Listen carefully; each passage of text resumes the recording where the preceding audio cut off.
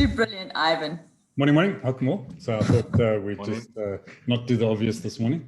So seeing that we're talking about money, I know it's a hot topic amongst some of us. Some of us like it, some of us don't. Some of us believe it's important, some of us believe it's not. I'm not too sure.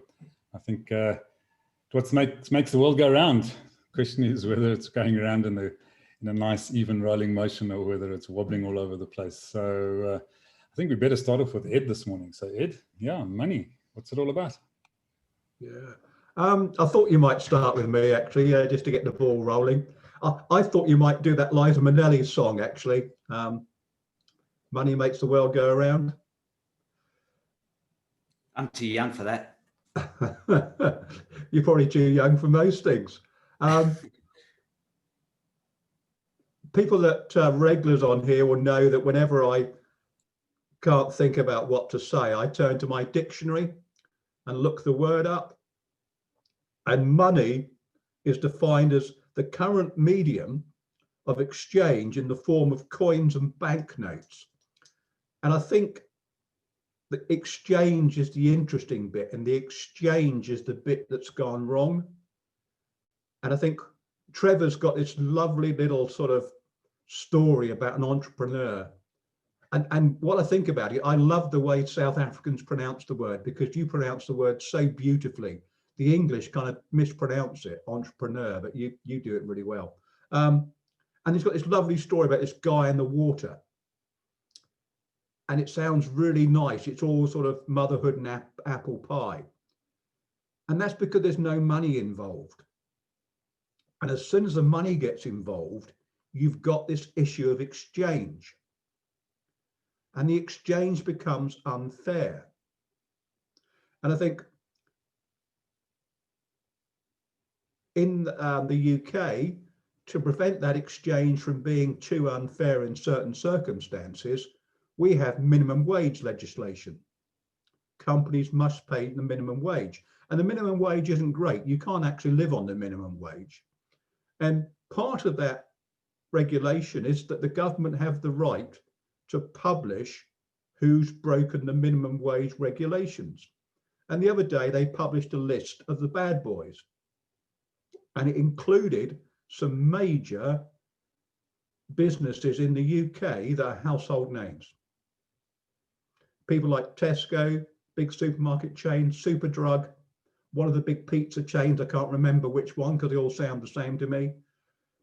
And all of them argued that actually it was a technical breach because they'd fallen foul of the regulations about deductions for uniforms and that sort of thing. And you think, well, if you're paying close to the minimum wage that you get caught out by a small deduction, you know, why not pay just above the minimum wage? And then when you think that in those firms, the CEO earns the national average salary, which is twice what minimum wage would be, in the first 5 days of the year.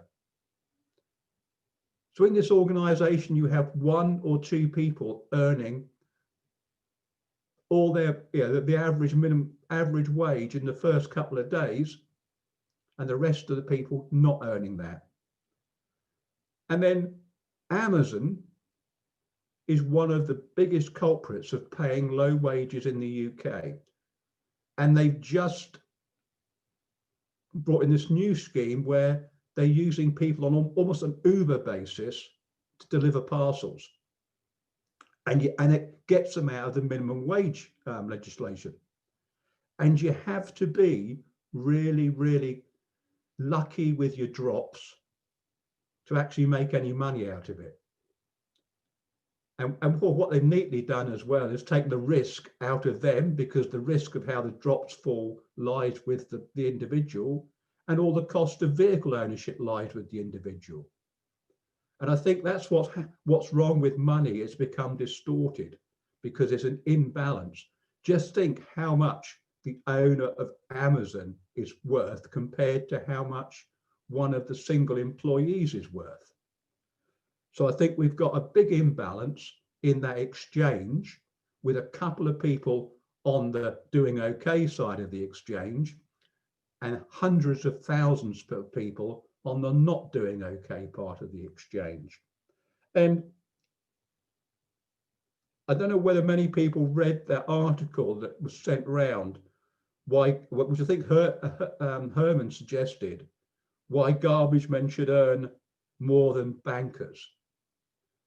And it was subtitled, How More and More People Are Making Money Without Contributing Anything of Real value. Totally agree. And I think there's the problem, is this exchange mechanism is broken, and our focus on maximizing shareholder value has perhaps made it too skewed. But there is an interesting thing, actually. Unilever, which is perhaps the biggest company I think it is the biggest company listed on the London Stock Exchange, has just announced that it will make sure that everyone in its supply chain will pay minimum wage. And that means throughout the world. But the interesting thing is, it's going to take them until 2030 to get there, which would indicate how much of the supply chain pays less than the minimum wage. And when you think how big Unilever is, think how many people are paying less than the minimum wage. Actually, it's not the minimum wage, it's the living wage they're talking about. So I think money is a good thing. Money is an excellent thing. You can do lots of good with money. You can,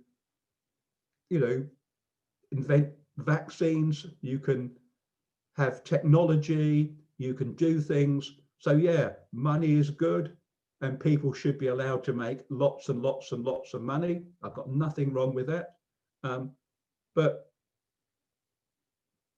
it's distorted by this exchange mechanism and the fact that the parties in the exchange are far removed from each other, and some have power and some don't have power. So that's my thoughts on money, and we'll see where it goes. Great, thanks so much, Ed. Right, so on that basis, I think we better get across to Scotty. My turn. Oh, good. Okay, so when we did the whole banking system to the courts and all that stuff sort of 10, 15 years ago, there were three main pillars, and most people didn't even understand any of them. A lot of people at least understand one now. So the first thing to understand about money is the money does not exist. There's no such thing as money. Everything in money is a promise to pay. So a bank, when you have money in your bank account, you do not have money in your bank account. You simply have what is effectively a bank liability. In other words, it's an IOU. A bank owes you that money. And because of that allows something called fractional reserve lending. And fractional reserve lending means that you can basically spend money that you don't have, which is, in an example, an overdraft. So every overdraft that you have, every bank loan that you've ever taken is not actually money. You haven't borrowed it. Even though they use word loan and borrow, there's no such loan and borrow. The money is completely created, fabricated out of thin air. So when you loan money, you actually are creating money. That money in your overdraft that you're spending did not exist. So fractional reserve lending is something a lot of people don't understand. And then you have the second pillar, which is securitization. So what they do, and they still do this rampantly, is they take your mortgages and they resell them. And I highly recommend, if you guys haven't watched the movie The Big Short, put that next on your list to watch. I know Jasper's favorite movie. So The Big Short is amazing. It goes into detail about securitization, and it's got a star-studded cast and everything. And the third one, which almost nobody knows about, is something called seigniorage. Now, seigniorage is really, really interesting. So back in, if you could imagine ancient China, and you could imagine they used to have pure silver. Now, just imagine you had 1 gram of silver, which was worth, I'm going to just use the word cents for now, which was worth 10 cents.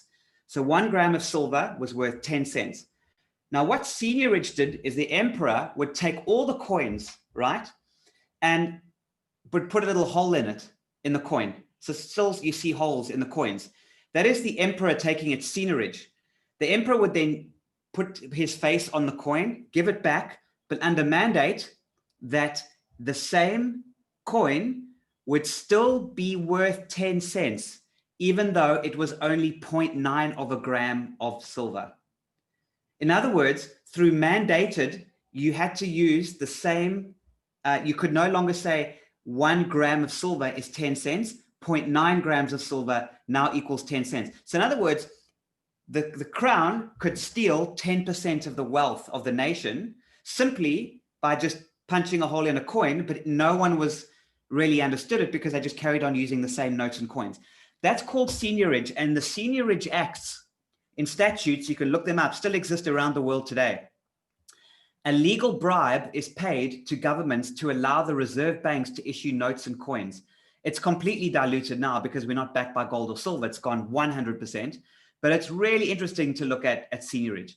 So the last thing I'll say is, who cares? Like, why should anyone care about this? And there's a couple of interesting things about this. Trevor and I talked about it yesterday. The first thing is to realize that money is not scarce. The concept of money being scarcity is an illusion. And the concept that there is not enough money to do anything in the world is completely controlled. There's enough money to build bridges. There's enough money to build houses. There's enough money to everything. If you really want it, it's there. It's a deliberate creation of scarcity created. So Ed, I agree with you with exchanges. I just want to add, it's the human element of the control of those exchanges that decides, why should property boom? Why should you be able to own 10 properties, make an absolute fortune and add no value to society? Why should you be a banker and just be a broker between money exchanging hands and take a share of that money for adding no value to society? I think that is a hugely important point. I totally, utterly agree with it. And then where are we going to go in the future with this? Good flipping question. Trevor, we talked about UBI yesterday. I don't think how they cannot have some kind of universal basic income. I absolutely think it is coming.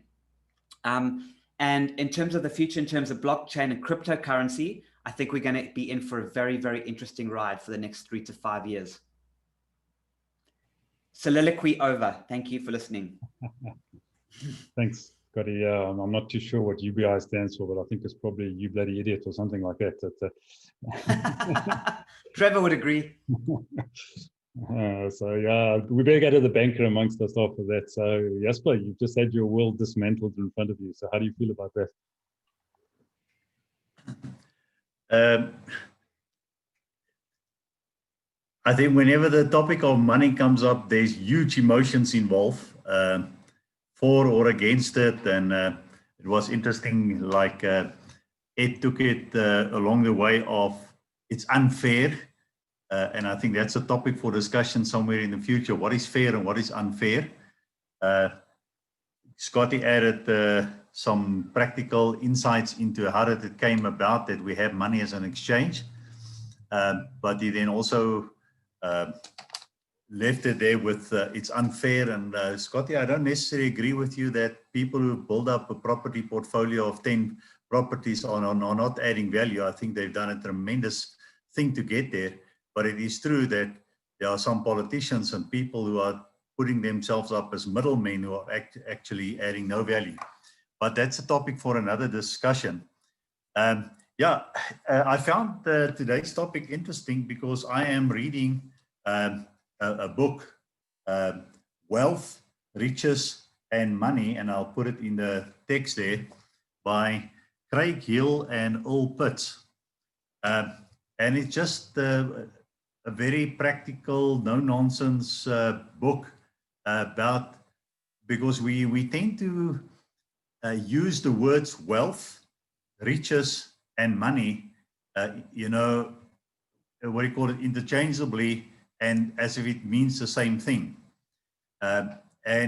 So for my little bit, I just want to bring a bit of perspective from the book. So obviously not going to go into too much detail, but the book talks about what is wealth.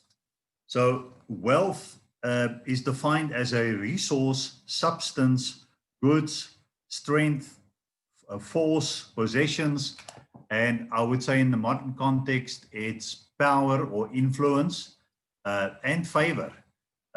So those things would be under the category of wealth.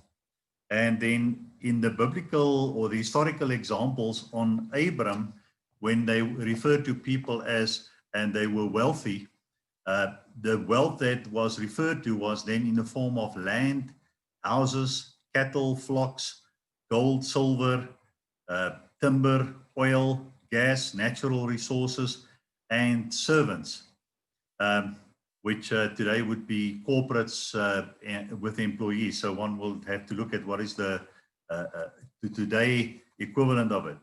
But then what is money? And this is where we all have a huge challenge.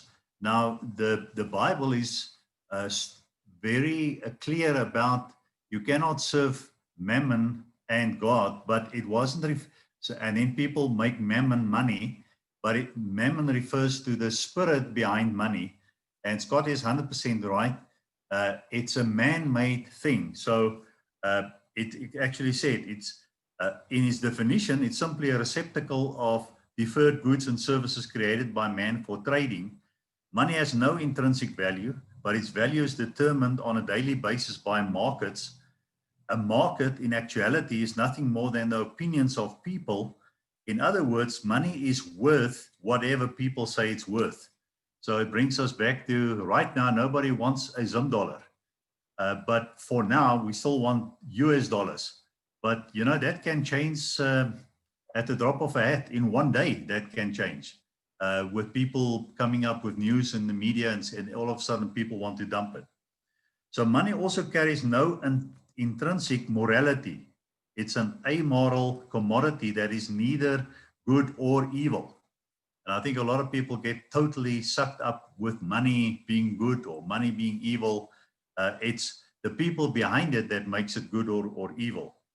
And then, like you said, tradition has been fashioned out of metal, paper, or plastic into coins or notes imprinted with the image of some important man or woman.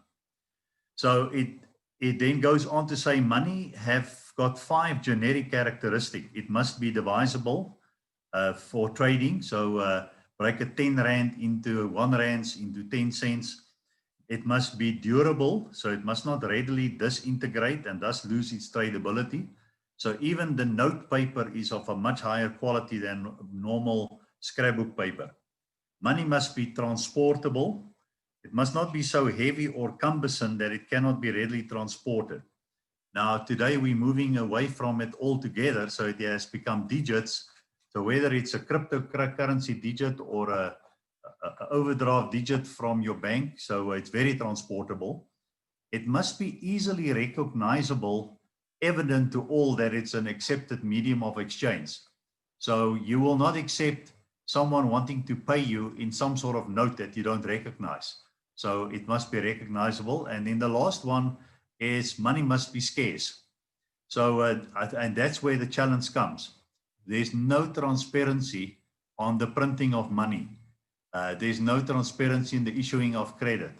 So I think we've all seen around us this last year how the politicians jumped on the bandwagon to try to look good.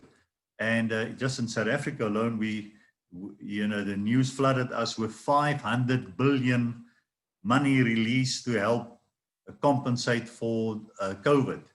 Well, the question is, where was the underlying increase in productivity in goods and services to substantiate that? Well, there was none. So it means it has actually inflated, made our money worthless by 500 billion. And we will still see the effect play out as time goes on. So that's then the definition of wealth. Wealth is originated by God in the form of favor. Deuteronomy says he gives us the power to get wealth. So that power is a mixed word of a whole lot of things of influence and favor, etc. Money is just a trade, a medium of exchange. And then riches, what are riches? Then the riches would then be, how do you make assets grow?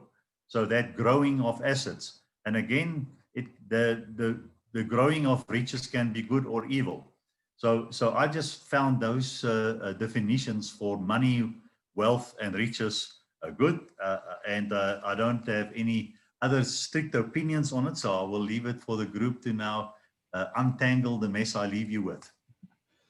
Thanks, Jasper. So what I got out of all of that was, firstly, my value of my money is based on my opinions. I can decide whatever I want it's worth. So And the second was, you know, the faces of important people are printed on the banknotes. Is that why we had a buffalo bull on one of our banknotes not too long ago?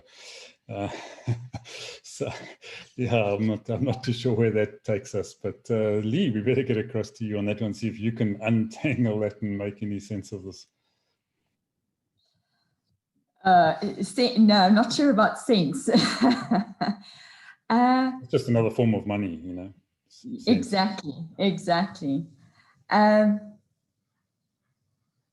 We've been talking in principles, and the more I think about the subject, I just feel you can't separate it from people. And we can say whatever we like about how it's used and its definition and exchange and all the rest of it. But people have a personal relationship with money. Every single one of us have that relationship, and we may want to distance ourselves from that relationship because it may have felt like money has invaded our lives, or whatever the case may be. However theoretical money may be, for us, every single person, it's real. And I've seen it in my own life, dealing with people, whether partners or just other people, that when money is in the bank account, they're very nice people. When money is not in the bank account, not so nice people. And the other thing that I just want to add is Christopher and I are watching a Netflix series, The Privilege of Having Money, called History 101. And it's this blink list version of history. So Edward, it's exactly down your line, because it's not, you know, if you're not a... What's it called again? History 101. So in 22 minutes, you get an amazing history, and you don't have to go and delve into deep books and all the rest of it. And the one we watched last night was The Rise of China. Absolutely fascinating. One, because you talk about money, the difference, how much money was in the USA, the value of the USA GDP from 1960. So we're talking just 50 years, 60 years, from $20 billion to trillions and trillions. I mean, it's doubled and doubled and doubled again, the value, in a very, very short time. But China, from basically being a 10th of the US GDP in 1960, they reckon by 2025, it will outpace the US GDP. But this is what they showed, is what they call socialism with Chinese characteristics. It is capitalism in all its forms, but controlled by the Chinese government. And the difference between the Chinese person the Chinese person under pure Mao social communism, and then when a stock exchange was introduced, because they don't have it throughout China, they have these, anyway, I'll let you watch it, I'm not going to explain it all, but these separate places that basically capitalist activity can happen. And the people there, when their attraction, that the possibility of money, the excitement, it's tangible, and they will use the word. And I mean, there was one chapter, and you could hear a little money, money, money. He would say money, money, money, money, money, money. It has, and so I don't think money is real, except that we make it so. So that's my comments on it. So now I'm even more confused than ever. So it's real, but it's imaginary, and it's based on opinions, and communism is capitalism and capitalism is communism, and it just seems to be like a massive mess to me. So Trevor, can you count to 3 in all of this? Well, thank you very much. It's all about 3s here. Those who know, those who don't know, and me in the middle. And as I was listening, I was thinking this whole discussion was stimulated by Scott, because he first started off yesterday, he's not interested in money and all that sort of thing. And then he ended up with a comment in the chat facility that said, not having money sucks. So again, I always go back to the basics. Who are those that are not concerned about money? Well, I'll tell you, it's those who do not have it and those who have plenty of it. Then all those who are concerned are those in between, because if you don't have it, you don't give a damn for it. And if you have plenty of it, you don't give a damn for it anyway, because in your lifetime, nothing hassles. But there's a whole group of people in between that are concerned about money. And how do I know that? Well, I came from no money and I didn't like it. I'm not Elon Musk and I don't like that. So I'm in this category in between. And then I was listening to Ed, and Ed talks about, Animal Farm again. He brings out his book and he goes into the pages of Animal Farm and he says everyone's got to be covered in sheep dung. And then Scott turns around and says, no, these banks. So they are creating all sorts of problems when it comes to loans. And I think they are talking from 2 different ends of this equation. So I see Ed as 1, I see Scott as 3, and I'm sitting here thinking somewhere in between. No, man, all money is a medium of exchange. And I go back to the basics and I say, how did this medium of exchange begin?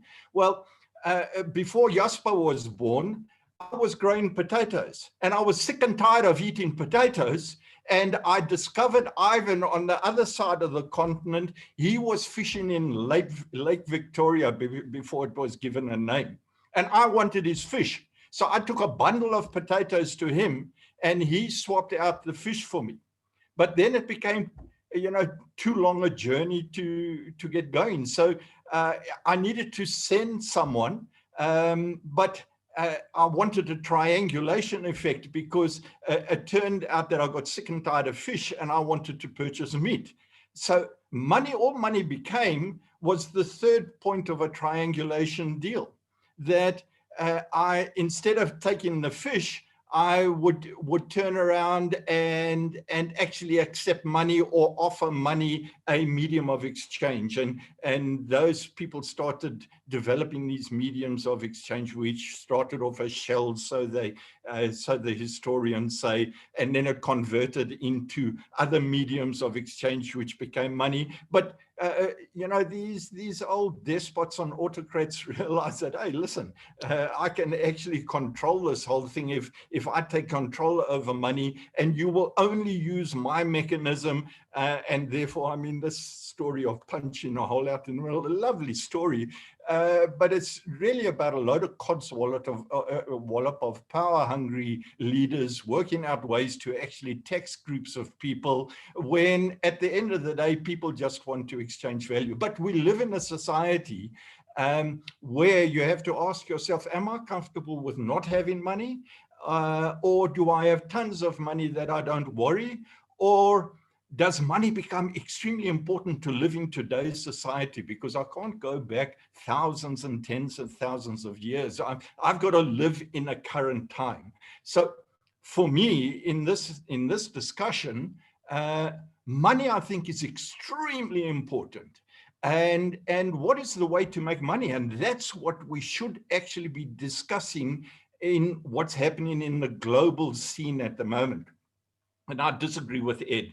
I think what we are seeing is the destruction of money in a big way, because we're seeing the destruction of business, because people are looking to get guaranteed income. Now, stuff it.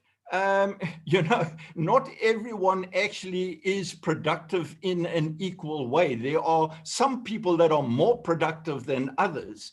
And should it not be that those more productive people should actually get more return for their particular efforts? So I'm in disagreement with this thing of unions and all that sort of thing, because I'll tell you what will happen. The people at the top that couldn't give a stuff, that have got all the money in the world, they just turn around and say, I don't need this cuck in my life.